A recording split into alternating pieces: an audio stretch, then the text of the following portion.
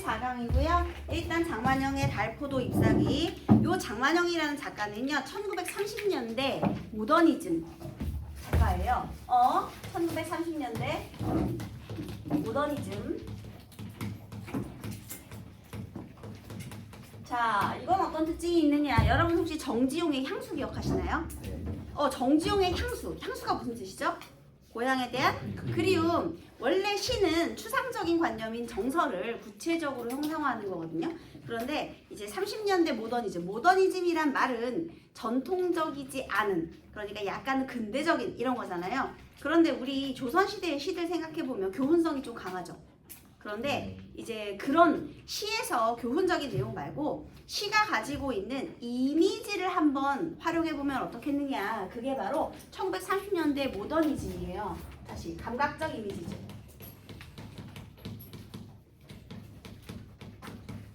정지용의 향수 얘기를 왜 했느냐? 여러분 혹시 내용 기억하세요? 고향에 대한 그리움이라는 추상적인 정서거든요. 근데 그리움하면 떠오르는 이미지들을 정지용이라는 시인이 감각적으로 열거해요. 예를 들면 얼룩배기 황소가 해서빛 금빛 게으른 울음을 우는 그곳 우메가 떠올랐죠. 그 다음에 또 우리 졸음에 겨우신 늙으신 아버지가 집베개를 돋아서 이렇게 고이시던 곳 또 생각나고요. 그 다음에 순수했던 자기의 유년 시절이 생각나서 왜 우리 함부로 쏜 화살 찾으려고 풀서있을 막 이렇게 적시기도 하고, 사철 발벗은 아내가 따가운 햇살 등에 지고 막 이삭 죽는 모습이 생각이 나기도 하고. 그러니까 고향 하면 떠오르는 감각적인 이미지들을 열거했잖아요. 그게 이제 이 30년대 모더니즘이라고 생각하시면 돼요.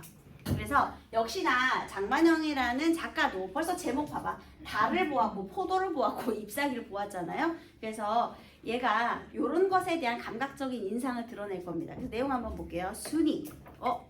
지금 순이 무슨 형식입니까? 그렇지. 게다가 이름이 순이에요. 그러면 청자는 구체적으로 드러나 있죠. 이 정취를 순이에게 전달하고 싶어요. 지금 내가 보고 느끼는 이 감정을 순이도 알았으면 좋겠는 거죠. 자, 순이 구체적, 명시적인 청자를 통해서 말관형인데요. 근데 왜 하필이면 이름이 순이냐? 만약에 여기에서 네니엘 그랬으면 어때? 이름을 라니엘을 불렀어. 라니엘을 불렀어. 그럼 느낌이 어때? 이상하지? 그러면 뭔가 다니엘 그러면은 뭔가 이게 기독교적인 신앙이 등장해야 될 것 같기도 하고, 아니면은 뭐 외국 사람인가? 뭐 좀 낯선 느낌이 들기도 하고. 그런데 여기에서 만약에 또 이름을 서희 이렇게 불렀으면 또 어때? 그건 약간 도시적이지 않니? 30년대잖아. 근데 30년대 순이 정말 어디에나 있을 것 같지 않아요, 여러분? 시골에 가면 어디에나 있을 것 같죠? 그러니까 이 이름도 아무렇게나 부른 게 아니야. 30년대 순이 부르면요, 순이니까 순박하고 순수하면서 어디에나 있을 것 같은 이미지잖아. 그러면 특히나 이 이름을 통해서, 순이라는 이름을 통해서 뭔가 순수하면서도 소박하면서도 그 다음에 뭔가 이렇게 토속적인 그런 정감을 환기시키는 거예요. 불러일으키는 거죠. 벌써 이름을 딱 부를 때. 그래서 우리 학원에서도 민식이 그럼 어떤 느낌이죠? 벌써 알코올 냄새 나지 않아요? 아니에요? 그렇게 대상 이름을 부르면 뭐 대상에서 느껴지는 이미지가 있다는 거죠. 순이가 청자예요. 자, 벌레 우는 고풍한 뜰에 달빛이 밀물처럼 밀려왔구나. 여러분 1년은요. 달빛이 밀물처럼 밀려온 벌레가 울고 그 다음에 달빛이 밀물처럼 쫙 내리비치는 고풍한 뜰이에요. 공간적인 배경을 지금 제시해 준 거예요. 그래서 고풍한 뜰, 공간의 이미지. 얘들아, 고풍하다는 게 무슨 뜻이죠? 옛 스타일이 옛 스타일. 풍이 스타일이니까요. 옛스러운 스타일. 그런데 옛스러워서 촌스러운 게 아니고요. 오히려 고풍하다 그러면 약간 오래돼서 중후하고 우아한 멋이 있다. 그렇게 해석하시면 되겠습니다. 그 다음에 여러분, 벌레가 울어요. 만약에 TV 소리가 너무 시끄럽거나 막 음악 소리가 너무 크다 그럼 벌레 우는 소리가 들릴까? 그러면 조용하다는 거야. 일단 벌레 울음소리가 들릴 정도는 굉장히 적막한 밤이란 뜻이고요.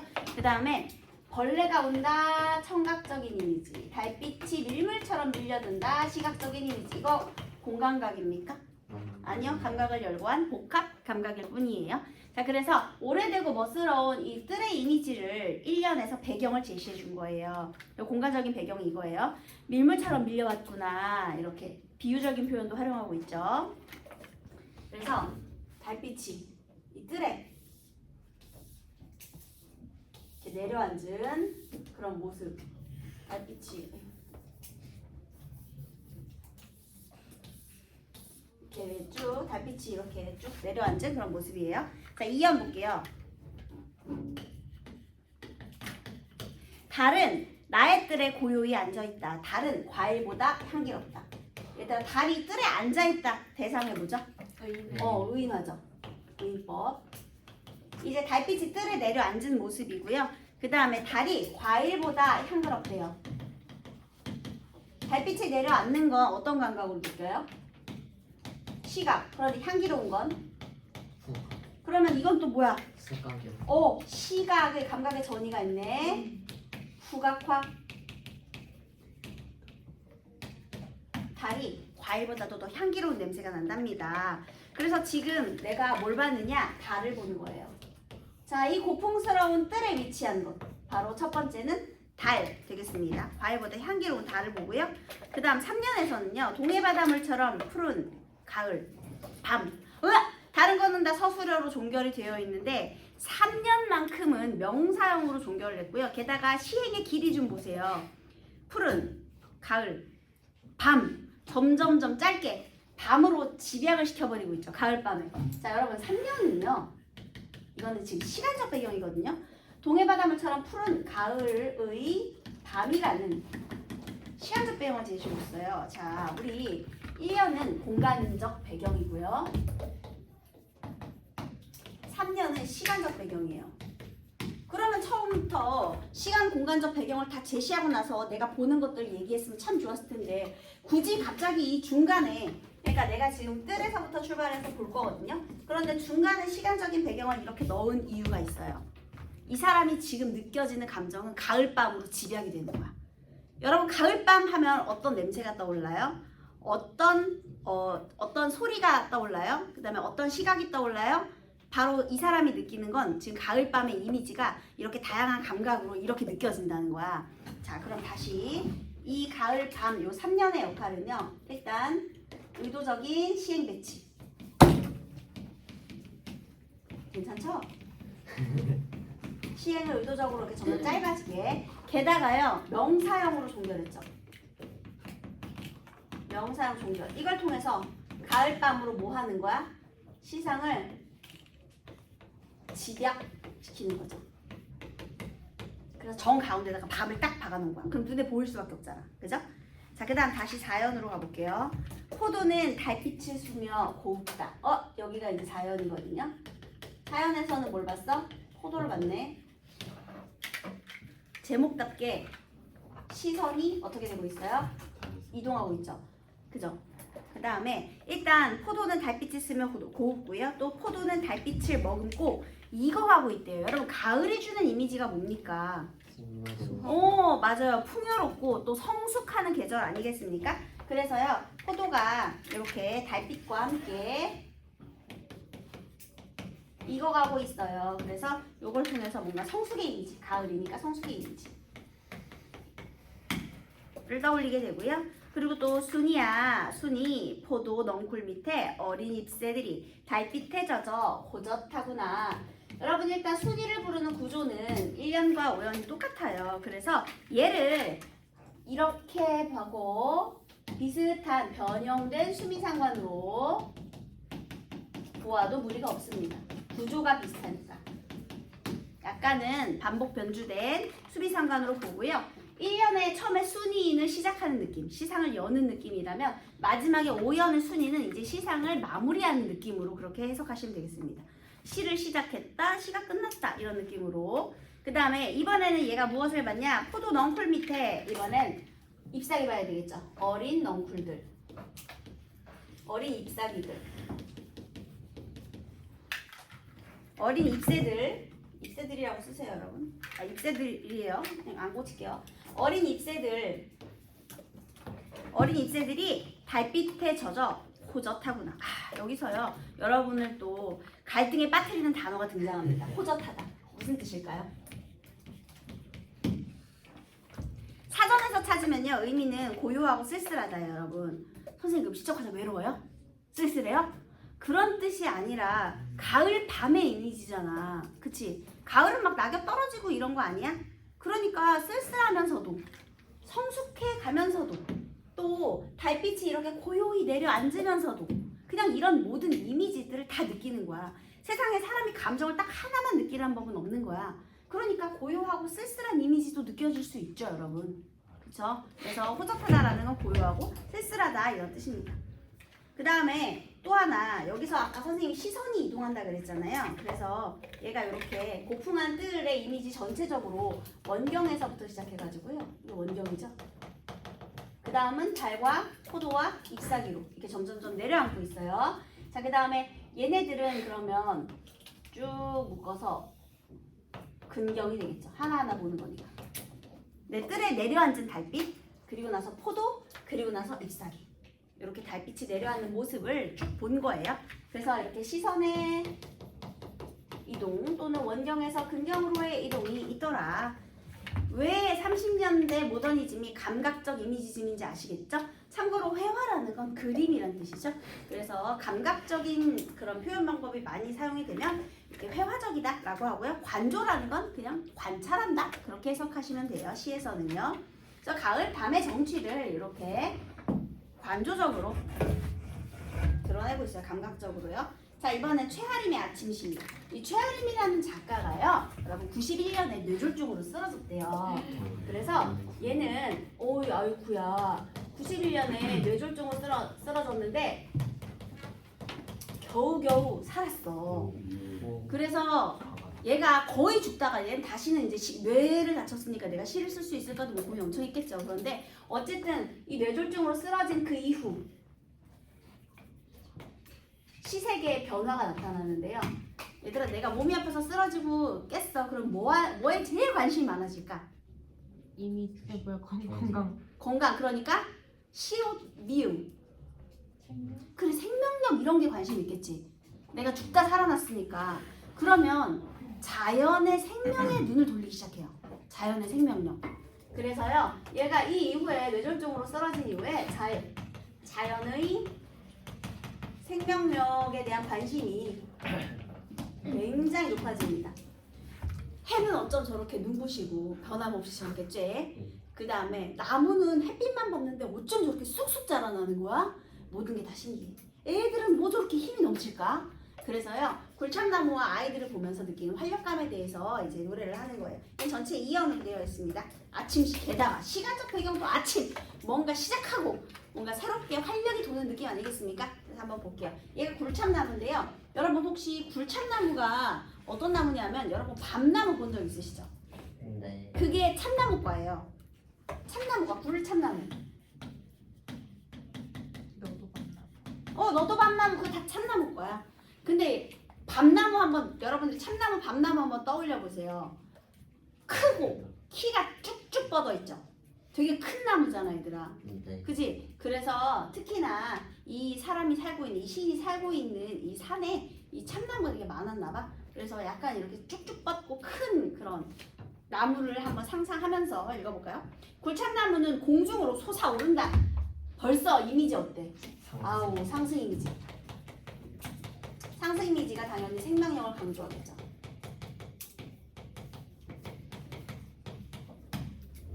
해만 뜨면 솟아오르는 일을 한다. 그쵸? 해를 보면 이제 쭉쭉 솟아오르지. 광합성 할 테니까. 이거 참나무는 물론 아니지만 여러분 대나무가 굉장히 빨리 자라잖아요. 아시나요? 네. 대나무가 하루 동안 큰 뭐 왕대나무인가 뭐 그거는 하루에 30cm가 자라난대요. 근데 밤에 자라는 게 아니라 해가 떠 있을 때 자라잖아. 그래서 봤더니 뭐라더라 뭐 1시간인가에 뭐 이렇게 1점 몇 cm 막 이렇게 해서 자라난대요.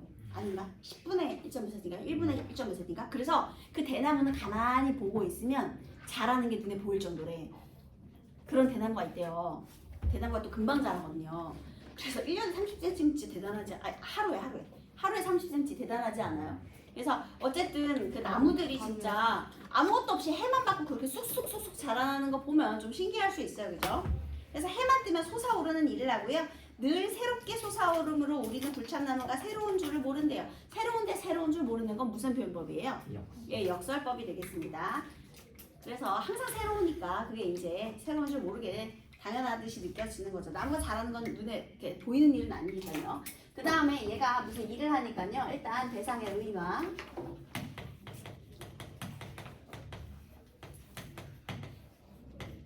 나타나 있죠.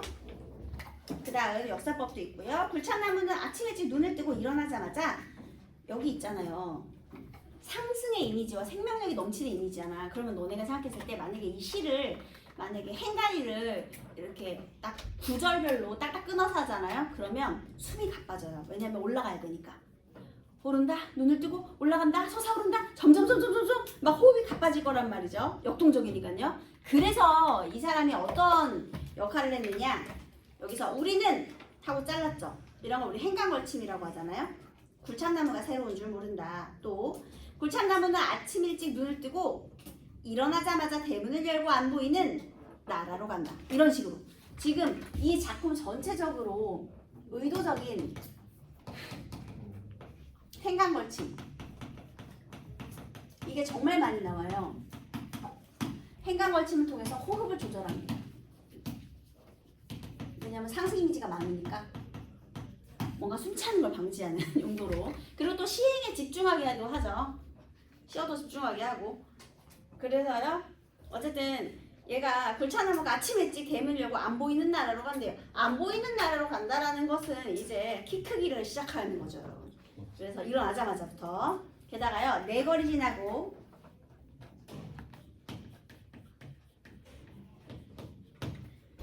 시장 통과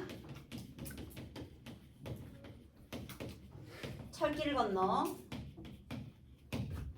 천관산 입구에 이르면 산이잖아요. 아마 여기가 우리 이 참나무 숲이 시작되는 부분일 거예요. 참나무의 입구. 여기부터 이제 천관산. 여기에 수많은 참나무들이 있겠죠. 그쵸? 참나무가 시장에 있진 않을 거 아닙니까? 그러니까 자 지금 여기서 얘가 이제 진짜 공간이고요. 얘가 이 천관산 입구는 이제 이 굴참나무 숲이 시작되는 곳이에요. 지금 여기서 네 거리부터 해가지고 쭉 가. 그러면 여기서 지금 공간의 변화가 있죠. 참나무는 천관산 입구에 다다라야 비로소 클 수 있거든요. 그래서 여기부터 출발해서 가면 점점점 천관산에 가면 이제 내가 드디어 크는 시간이잖아. 그러면 이 나무의 마음이 어떨까? 점점점 설레겠지. 목표 지점에 도달하는 거니까. 그래서요 이런 식으로. 그래서 굴참나무의 마음은 벌써 달떠올라. 막 지금 흥분했어. 해의 심장을 쫓는 예감이 쌓인다. 자 드디어 여기에서 무슨 짓을 하는 거예요? 해의 심장을 쫓아서 쭉쭉 자라나는 거죠. 해를 보고. 그래서 해의 심장을 쫓는 예감이라는 것은요, 이제 해의 생기를 받아서 나무가 쏙쏙 자라나는 그런 장면을 이야기하는 겁니다. 결국 굴참나무에게서 느껴지는 활력감, 생동력 이런 것들을 1년에서 쭉 설명을 해준 거예요. 그죠? 자, 그 다음 그때쯤이면 아이들도. 자, 이번에는 아이들입니다. 우리 굴참나무도 내가 본 거고요. 이번에 아이들인데요. 아이들도 산란한 꿈에서 깨어나 자전거에 페달을 밟고. 자, 우리 아이들 출발해야 돼요. 아니, 자전거 탄 거는 선생님 너무 어려워가지고 못 그리겠어. 자전거예요 그냥. 와. 주상화라고. 자전거야. 자전거를 타고 포크 안 해요. 자전거를 타고 막 가요. 자전거를 타고 가는 거예요. 아이들이 막 가. 벌써 자전거를 타고 페달을 밟고 돌아가는 것 자체가 역동적이죠. 그 다음에 검은 숲 위로 오른다. 어떤 친구들이 물어봐요. 선생님 검은 숲은 안 좋은 거 아니에요? 부정적인 거 아니에요? 아니 왜 검은 숲이겠니? 그늘져서. 그래 그만큼 이파리가 우거지니까. 그치? 애들이 이제 산도 놀러 가는 거야. 생명력이 오히려 느껴지죠. 올라가요. 계속 지금 상승의 이미지가 나타나고 있죠. 그리고 특히 얘를 조금 두두두두 확대해 보면은요, 굉장히 볼이 붉은 막내가 나타납니다. 얘들아, 막내인데요, 볼이 붉어요. 보통 이렇게 붉은 볼터치를 하면 어떤 느낌이 살아나죠, 여러분? 수줍은. 뭔가 순수하면서 러블리한 느낌이 들어가는 거잖아요, 그죠? 그래서 여기 볼이 붉은 막내, 아이들 중에서도 볼이 붉은 이 막내는요, 특히나 러블리한 이미지, 순수하면서도 사랑스러운 이미지를 이 작품에 조금 더해주는 역할을 하고요. 킁킁킁 기침을 하면 선생님 애기가 어디 아픈가요? 형아들 따라가려면 기침 나옵니다. 힘들어요. 그래서 킁킁킁 음성 상징어죠. 형아 같이 가! 있겠죠. 그 다음 기침을 하며 이파리들이 쏟아지는 빛을 토하는, 아 이거 행간걸치 또 나왔죠. 그 다음에 이파리들이 빛을 토한다. 햇빛을 받아서 반짝이는 모습이 좀 상상이 되죠, 그죠? 그래서 잡목숲 옆구리를 빠져나가 공중으로 오른다. 에? 막내까지도 옆구리를 빠져나가 공중으로 오른다? 에? 누가 올라가고 있다고요? 애들이 올라가고 있네? 나무들이 일제히 손을 벌리고 아이들이 일제히 손을 벌리고 아이들은 용기도 피해간다. 아이들의 길과 영토는 하늘에 있다.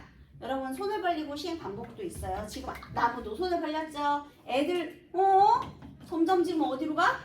하늘로 가? 여러분 혹시 E.T.라는 영화 아세요? 선생님도 E.T. 세대 아닙니다. 못 봤어요. 오해는 하지 마세요. 왜? 하지만 E.T. 왜 나 E.T. 세대 아니야? E.T. 아니야? E.T. 못 봤어? 저도 네? 봤는데. E.T. 어떻게 봤어? 영화로요. 난 안 봤어. 저도 안 아니 봤습니다. 약간 디즈니 같은 데서 재방송 이런 거 해주세요. 근데 안 E.T. 봤는데. 여러분 E.T. 포스터가 되게 유명할 거예요. E.T. 포스터 중에 유명한 게 뭐가 있냐면요. 애들이 자전거 타고 하늘로 올라간 장면이 있거든요. E.T. 이렇게 하는 거 E.T. 아시죠? 그래서 자 얘네가 지금 갑자기 자전거를 타고 가다가요 하늘로 이제 솟아요. 그래가지고 길과 영토가 하늘에 있어요.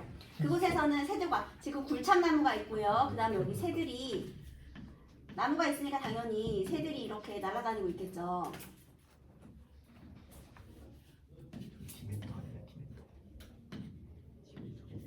이렇게 새들이 이렇게 막 날아다녀요.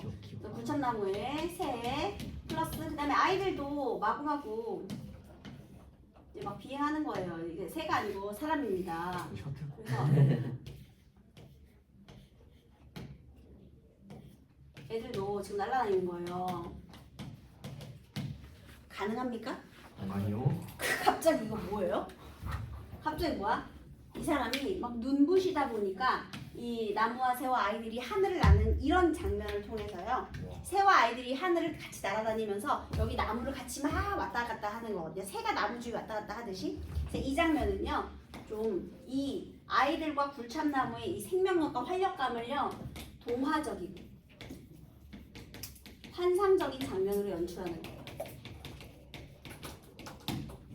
그만큼 신비스러운 생명력이다. 이걸 강조하고 싶었던 거죠. 그래서 그곳에서는 새들과 무리지어 비행할 수가 있다. 그들은 종다리처럼 혹은 꽁지가 붉은 비둘기처럼 이 가지에서 저 가지로 포르릉 포르릉 음성상징어죠. 날며 흘러내리는 햇빛을 굴참나무처럼 느낄 수 있다. 그래서요 여러분 지금 여기에 이 해가 이글이글 타오르고요. 막 여기에 막 부서져 햇빛이 막 받아가지고 막 부서져 굴참나무며 새며 아이들이며 해를 받고 뭔가 활력감 그 다음에 생명력이 넘치는 그런 모습을 이 시적 화자가 느꼈다 이렇게 생각하시면 되겠습니다. 됐나요? 네. 1번 가와나의 공통점으로 적절한 것은 인물을 호명하는 방식. 가는 괜찮은데 에헤이 나가 없네. 그 다음 무정물인 소재를 유정물과 같이 표현하여. 맞아. 여러분 우리 중세국어에서 관원격 조사에 유정물 무정물 구별해가지고 그거 할 때 애들이 제일 많이 물어보는 게 선생님 식물은 유정물이 아니라고요? 이걸 되게 물어봐요. 나무는 무정명사예요 여러분. 오해하면 안 돼요. 자 일단 달 포도, 잎새 무정명사입니다, 여러분. 그래서 무정명사와 순이 유정명사. 그 다음에 또 요 아침 시에서도요 굴참나무와 아이들 무정물과 유정물 맞죠? 네. 그렇다면 둘의 일체감과 조화니까요. 정답은 2번이 맞겠네요. 그 다음에 수미상관은 어디에만 있어? 가에만. 그 다음에 그 다음에 시간의 역행 없어요. 공간의 변화에 따라 관찰 대상을 달리한다라는 표현이 있는데요. 일단 장만형의 달포도 잎사귀에는 공간 변화 자체가 없고요. 그냥 뜰이잖아. 시선만 이동, 눈깔만 이동하는 거죠. 그 다음에 최아림의 아침시는요. 여기 공간 변화가 있긴 있거든요. 그런데 관찰 대상을 달리한다도 뭐좀 그래 좋아. 그러면 그러니까 여기 이 공간 변화에서 관찰 대상이 달라지는 건 없거든요. 근데 게다가 그 뒤를 보면 부정적인 속성 하나도 없어요. 그래서 완전히 틀렸습니다. 그 다음에 기억과 니은인데 순이랑 이 볼빨간 막내는요. 정답은 무조건 5번이겠죠. 순박한 느낌과 사랑스러운 느낌. 3번의 보기를 읽겠습니다. 시인은 구체적이고 감각적인 이미지나 비유를 사용하여 시의 내용을 다양하게 형상화하며 자기가 드러내고자 하는 관념과 정서를 전달한다. 가에서 뜰하게 포도가 달빛 아래 익어가는 풍경을 다채로운 이미지와 비유를 활용하여 나타낸다. 나에서는 생동감 넘치는 아이들의 모습과 자연물을 활동적이고 상승적 이미지를 통해 표현한다. 그래서 유사성과 일체감을 형상화한다. 또 상상의 세계를 통해 활력 넘치는 삶에 대한 열망을 드러내었다. 1번 가에서 벌레 우는 청각적 맞나요? 네. 맞아요. 밀물처럼 밀려왔구나. 시각? 맞죠? 뜰하게 분위기고요. 그 다음 가에서 다른 과일보다 향기롭다. 시각의 과 동해 바다 물처럼 푸른 가을 밤 비유적 표현을 통한 느낌 맞죠? 또 나에서 굴참나무가 공중으로 솟아오르고요. 해만 뜨면 솟아오르고요. 그래서 상상의 세계 활력 넘치는 삶에 대한 열망 맞는 소리죠. 그 다음에 늘 새롭게 솟아오름으로 페달을 밟고 검은 숲으로 오른다. 둘 다 움직임이 상승적인 이미지니까 맞죠? 나에서 이거 되게 웃겨. 나 이거 문제 풀다 좀 웃었어. 웃겨가지고. 그들은 종다리처럼 혹은 꽁지붉은 비둘기처럼 이 가지에서 저 가지로 나는 것. 여기에서 굴참나무와 아이들이 형태적으로 유사해요, 여러분. 아니요. 아유, 형태적으로 유사하다. 이거 좀 웃기죠. 그래서 너무 성의가 없는 오답이더라. 이렇게 생각하시면 되겠습니다. 일단 공적인 이미지는 맞고요. 그래서 뭐